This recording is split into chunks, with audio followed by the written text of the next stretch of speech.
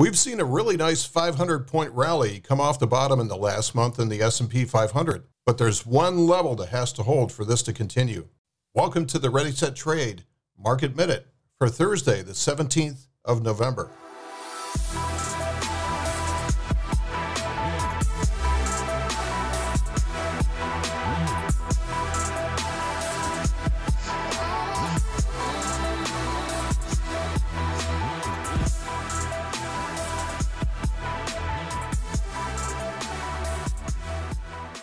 Here's the S&P 500 cash index. You can see the prices come from a bottom on the last CPI reading at about 3,500, and it's come up just over 4,000 over the last couple of days. However, we do have the futures down this morning, disappointment on earnings, and some concern about the Fed. And this level must hold in the short term. Former resistance should become new support on the way back down. So 3,900 needs to hold.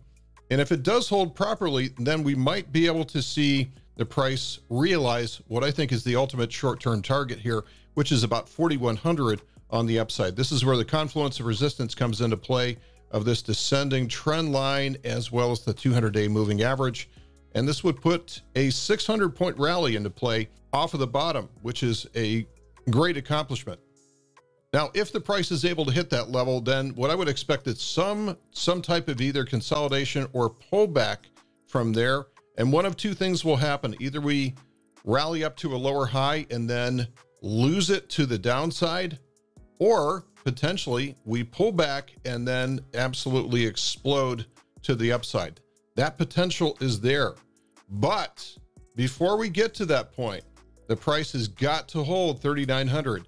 There is a secondary level of support, which is going to be down here at about 3,850 if the price comes down into this trend line. But if we see the S&P 500 lose this trend line, it's all over and the next swing down is starting. It's a bear market after all. That's it for today's Market Minute. Thanks for listening. We'll see you in the next one.